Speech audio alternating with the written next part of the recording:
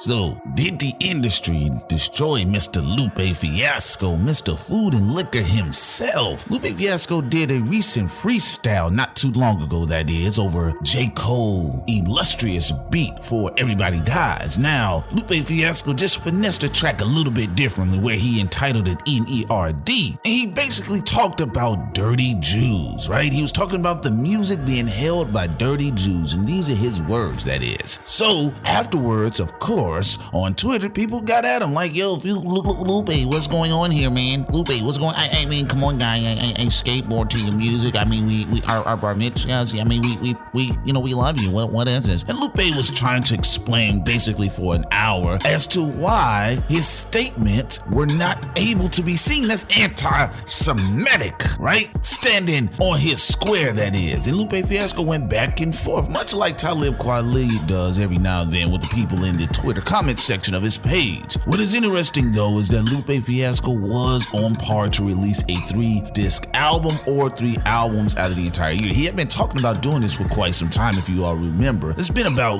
2, 3, 4, 5, 6, 7, 8,000 years, 10,000 years. And we was hoping that album would get finally free like Rita Repulsa, but it's not coming, obviously. And Lupe Fiasco has been one of these complicated artists. He has been the traditional complicated artist, a brilliant genius lyricist, but so many issues. He comes across sometimes as socially inept. We don't know the guy personally, but we just know that he's been a little bit off-putting at times, right? He's held some L's when he's ran around threatening Kid Cudi, which made little to no sense at all. So thing about it though, what if the industry had been trying to destroy Lupe Fiasco all of this time, that is? Isn't it ironic, right? Now that Lupe Fiasco's not here, that other rappers are? Are you following me? You see, brothers and sisters, are you following me? This is a situation where Lupe Fiasco was eventually replaced by Kendrick Lamar. Are you following me?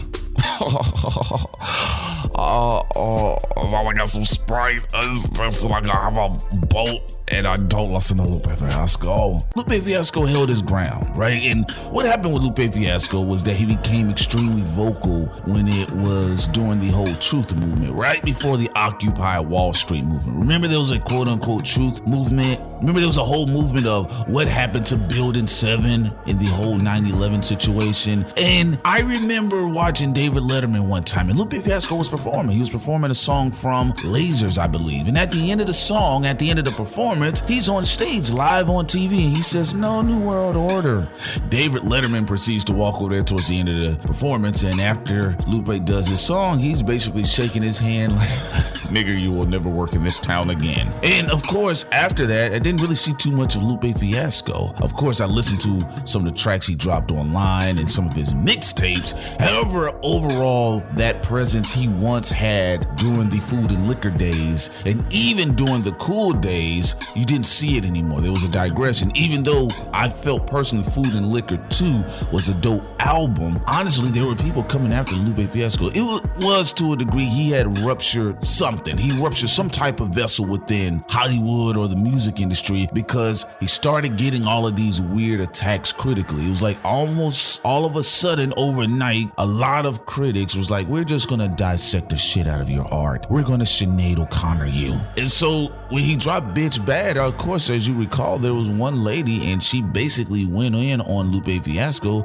as to why, and she went in basically stating that as to why, you know, the fact that it's mundane, it's done, it's over. No woman really wants to be referred to as a queen. People should live their life, of course. But what she was trying to do was basically counter every point in the damn song, which was a concept song that a lot of people pretty much enjoy. But yes, look, a lot of the things Lupe Fiasco did, he kind of put himself in a certain spot, a certain box, that is. But at the same time, there was an underhanded slight wave that came through and was like, we're just gonna chop your shit up. So now we're at this stage where Lupe Fiasco says, look, man, I'm not releasing any more music. But what I would have loved to see Lupe Fiasco do is go more of the independent route. See, right now, Lupe Fiasco is still tied to Atlantic Records. Atlantic Records fosters some of the talent such as Meek Mill and and Migos. So it is a big record label. They do have a bigger department when it comes to the rap and hip hop music, but at the same time, you know, Lupe Fiasco is definitely one of these guys that had so much of charisma. He had so many fans, so many supporters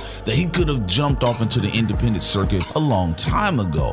So what happens now, his creative flow has been stifled, has been trampled, and so he's feeling frustrated. And to me, Lupe Fiasco is hands down still one of the illest lyricists of our generation. But from him going from top pole position, basically an innovator, to now it's like his name rarely surfaces at times in conversations. Even when people are bringing up like dope lyricists of our time, they always usually bring up Kendrick, Cole. Occasionally now, because of the recent album, Ab Soul's name is floating around a couple times. But very few people, they have to be reminded of Lupe Fiasco. You know, it's almost kind of like some of the Scarface deal. You know, people have to be reminded of Scarface. And Lupe Fiasco, career-wise, is far too young to have that happen to him.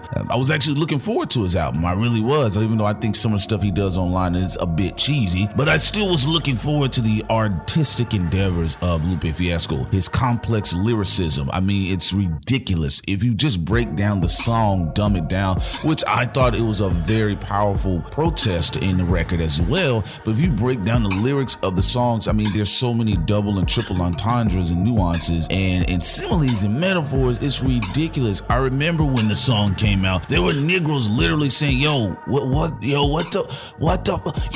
fuck?" People was like, "I have a brain freeze." There was Negroes walking around with ice cream brain freezes after they heard the shit, and it was an incredible record. However, recently though, Lupe Fiasco has run into a bit of a creative funk, low-key somewhat of what Kanye West and even what Kid Cudi has been going through. You gotta remember, these are highly artistic individuals that pride their very existence off their artistic creation. So the lack in the gap in the time frame of Lupe Fiasco's discography, I mean, he dropped Lupe Fiasco's Food and Liquor 2006, he dropped The Cool in 2007, he took a hiatus because we know the label debauchery. In 2011, he returned. Think about that. In 2007, he disappeared and came back in 2011. There was people still waiting for him. That tells you the powerful impact he had, that his audience was like, "Yo, we'll just wait." And I remember there was a campaign. Remember, there was a whole campaign. Lupe Fiasco, please get them to release Lasers. And once the album came out, lyrically it was strong, but people was like, some of the music quality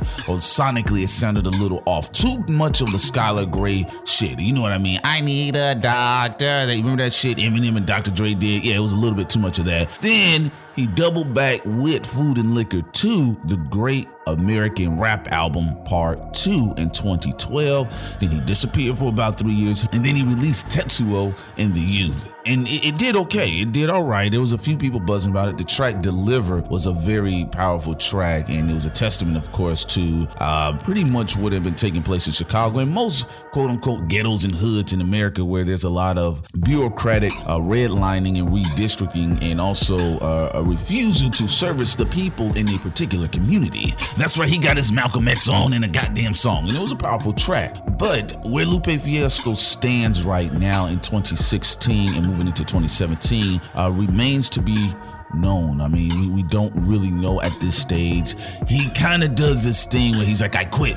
You can tell he's frustrated with something going on artistically and even musically. We don't know what the business end of his catalog is looking like. He may not be that hot of a businessman. We've seen a lot of really dope artists, historically, especially black artists, that have been trapped in the business and they can't release their material like they want to. So if you all haven't heard the freestyle on Everybody Dies from Lupe Fiasco, it was actually a pretty nice freestyle, but again, he kind of hit that Michael Jackson lane. Will me, thrill me, but you can't do me. Blah, blah, blah, blah, blah, blah. They don't really care about us. Y'all remember that? That's really what kind of got Michael Jackson ass in trouble as well. I mean, some other stuff behind the scenes, but when he went on record with that, even his good friend Steven Spielberg came out and spoke out against him. You can look it up, Spielberg. He came out and spoke out against Michael Jackson at the time when Michael Jackson dropped the song, They Don't Really Care About Us, and he said, you can't Jew me. He was like, sue me, Jew me, something to that nature. Even to this day, that song is censored. Jew is censored out of that record.